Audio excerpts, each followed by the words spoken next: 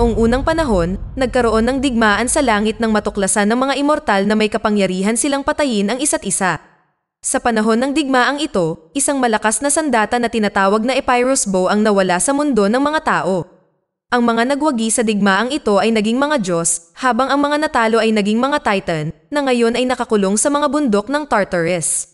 Isang dalagang oracle ang nagising mula sa kanyang pagkakatulog. Tinanong siya ng kanyang mga kasama kung anong pangitain ang nakita niya, at sinabi niya sa kanila na nakita niyang pinalaya ni Haring Hyperion ang mga Titan mula sa kanilang kulungan. Naniniwala siya na nais ng hari na hanapin ang Epirus Bow upang pamunuan ang sangkatauhan. Sa sandaling iyon, ang malaking hukbo ni Haring Hyperion ay nagmarcha patungo sa Great Wall at ang hari mismo ay pumasok. Hiniling ng hari na malaman ang kinaroroonan ng mga oracle, ngunit pinigilan siya ng pari, na nagbabala sa kanya na tiyak na magagalit sa kanya ang mga Diyos kapag nagpatuloy siya. Hiniling ni Hyperion sa pari na sabihin sa kanya kung nasaan ang mga Diyos noong ang kanyang anak at asawa ay naghihingalo at tuwing siya ay nagdarasal araw-araw. Pagkatapos ay sinunog niya ang kaawa-awang lalaki pagkatapos makatanggap ng hindi nakakakumbinsing sagot.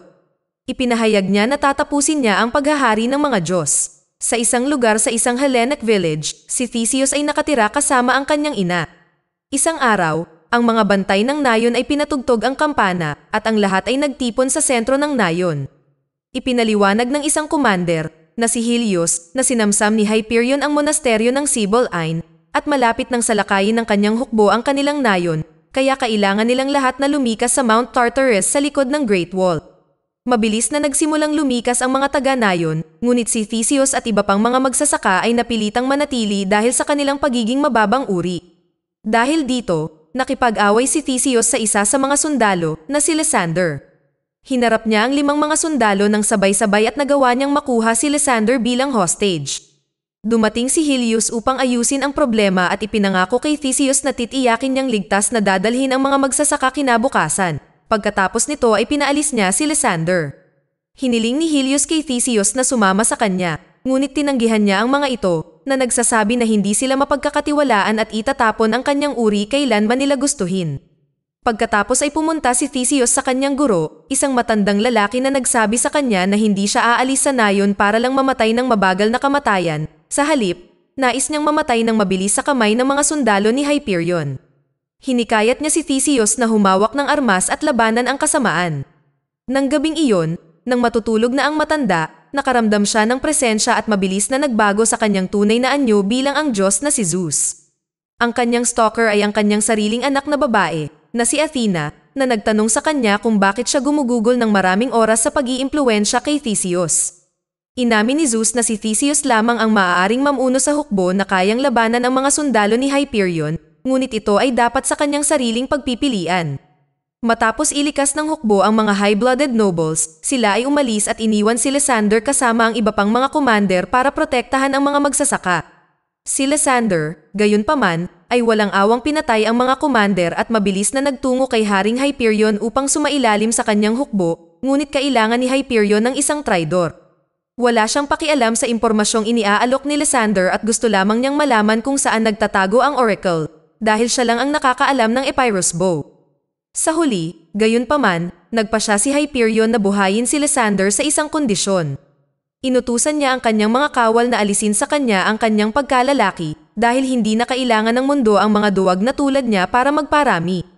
Kinabukasan, habang papunta si Theseus sa burol upang magsanay ng kanyang sibat, napansin niyang nasusunog ang kanyang nayon. Nagmamadali siyang pumunta sa pinangyarihan para lang malaman na sinalakay sila ng hukbo ni Hyperion at pinapatay ang mga tao sa kanyang nayon na naiwan doon. Nakita rin niya ang 2 sundalo na papatayin ang kanyang ina. Si Theseus ay umuungal sa galit at pinatay ang ilang lalaki sa pag-asang mailigtas ang kanyang ina, ngunit sa kalaunan ay napalibutan siya ng ilang lalaki. Pagkatapos ay kinuha ni Haring Hyperion ang isang punyal at nilaslas ang lalamunan ng kanyang ina sa harap mismo ng kanyang mga mata. Pagkatapos ay inutusan niya ang kanyang mga tauhan na dalhin si Theseus sa minahan ng asin bilang isang alipin. Mula sa Mount Olympus, pinapanood ng mga Diyos ang pagsira ng Hyperion Legion sa bawat monasteryo sa paghahanap sa pana. Si Zeus, gayunpaman, ay nagpapaalala sa ibang mga Diyos ng panuntunan na hindi sila maaaring makialam maliban kung ang mga Titan ay makawala at binalaan sila na kapag sila ay tumulong o makialam sa mga tao, sila ay parurusahan ng kamatayan. Isang araw, ang apat na oracle ay nadakip at dinala sa parehong bilangguan kung saan dinala si Theseus. Ang Virgin Oracle ay hindi sinasadyang nagdikit ang kanilang mga paa at nakakita ng isang pangitain na nakatayo siya kasama ni Hyperion sa mga guho ng Greece. Pagkatapos ay mabilis siyang pumunta sa iba pang mga bilanggo at sinabi sa kanila na kailangan nilang tumakas ngayong gabi. Sa gabi, habang ang apat na oracle ay nagsasagawa ng kanilang ritual, sila ay pinuntahan ng mga gwardya, at sa sandaling iyon ay nagawa nilang patayin ang mga gwardya. 3 sa mga oracle ang nanatili upang protektahan ang Virgin Oracle mula sa sinumang hahabol. Pinalaya din ng Virgin Oracle na si Phaedra si Theseus kasama ng iba pang mga bilanggo, at lahat sila ay tumakas sa bilangguan. Kinaumagahan, si Stavros, isa sa mga nakatakas na bilanggo, ay nakakita ng isang barkong mangangalakal, at sa gayon ay plano nilang lahat na nakawin ito upang magtungo sa hilaga upang talunin si Hyperion minsan at para sa lahat. Gayunpaman, sa sandaling makarating sila para tambangan ang barko, napagtanto nila na puno ito ng mga sundalo ni Hyperion. Isang labanan ang naganap kung saan sila ay tunay na nahihigitan.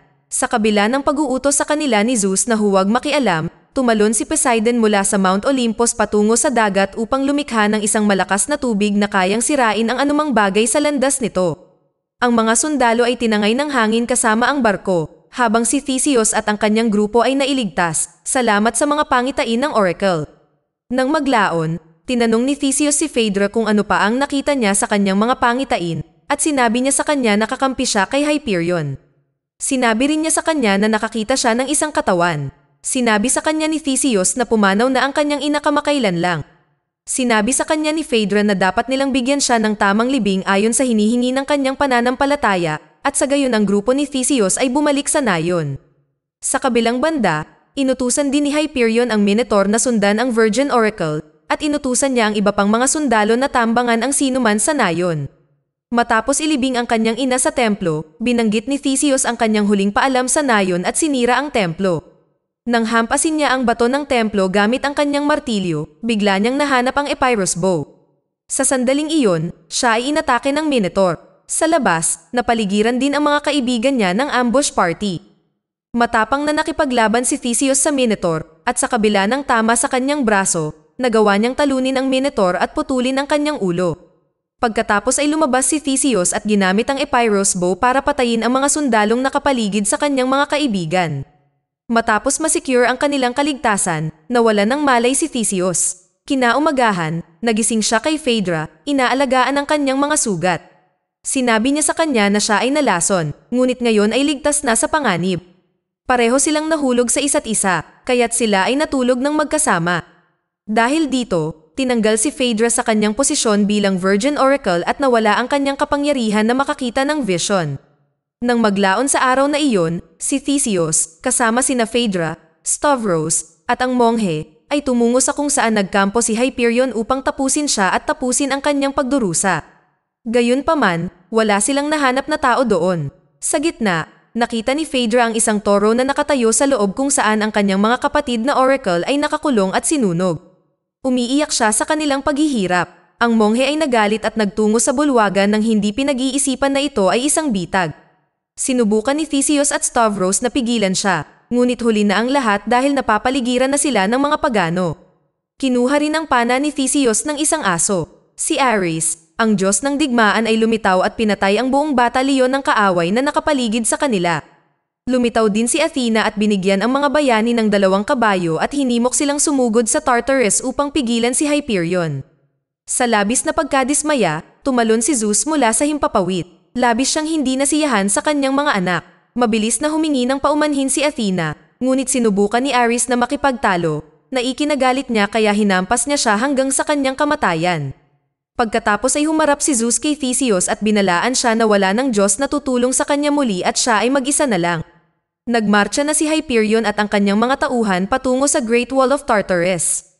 Tinanong ni Hyperion si Lysander tungkol sa lugar, sa mga depensa, at ang bilang ng mga sundalo sa likod ng pader, pagkatapos ay pinaalis niya ito. Ang aso kanina ay lumapit kay Hyperion at iniabot sa kanya ang Epirus bow. Ang kawal na kasama ng aso ay nag-report kay Hyperion kung paano lumitaw ang mga Diyos mula sa itaas at pinatay ang mga pagano. Pinaalalahanan niya ang hari na ang balitang ito ay magdadala ng gulat sa mga pagano. Si Hyperion, na gutom na ngayon sa kapangyarihan, ay pinatay na lamang ang lalaki upang hindi kumalat ang balita. Matapos marinig kung paano iniligtas ng mga Diyos si Theseus, nakuha ni Hyperion ang lahat ng impormasyong magagawa niya sa bata sa tulong ni Lysander. Nalaman niya na si Theseus ay isang bastardo na ipinanganak ng kanyang ina matapos gahasain ng ilang mga taga-nayon na pumukaw sa kanyang interes sa kabilang panig. Pagdating sa Great Wall, mabilis na nakipagkita si Theseus kay Helios. Pagkatapos ay dinala siya sa pinuno ng konseho. Sinabi sa kanya ni Theseus na ang Epirus Bow ay nasa pag-aari na ni Hyperion at kailangan nilang isil ang gate at maghanda para sa digmaan. Ang pinuno ng konseho ay hindi naniniwala sa kanya at hindi rin naniniwala na may mga Diyos kaya siya ay tumanggi na lamang. Bigla silang naabisuhan na nagpadala ng isang mensahero si Haring Hyperion upang talakayin ang mga tuntunin ng kapayapaan. Ang mensahero mula kay King Hyperion ay kakaibang humiling kay Theseus na makipag-usap sa kanya. Habang si Theseus at ang mensahero ay nag-uusap, ipinakita ng mensahero ang kanyang sarili bilang si Haring Hyperion at hiniling kay Theseus na sumama sa kanya. Tiniyak niya na ang digmaan ay mapupunta sa kanyang pabor at nangako na bibigyan si Theseus ng immortalidad. Tinanggihan ito ni Theseus na nagsasabing ang mabuting gawa ay walang kamatayan, hindi tulad ng katawan, at bumalik sa loob ng Great Wall. Malinaw na ngayon na ang digmaan ay nasa kanila na ngayon. Kinabukasan, inihanda ng lahat ng mga sundalo ang kanilang mga sandata, kalasag, at baluti para sa nalalapit na digmaan. Sa labas ng tarangkahan ng Great Wall, libo-libong mga sundalo ni Hyperion ang handa na rin. Nagmarcha si Hyperion sa harapan ng kanyang hukbo at ginamit ang kanyang pana.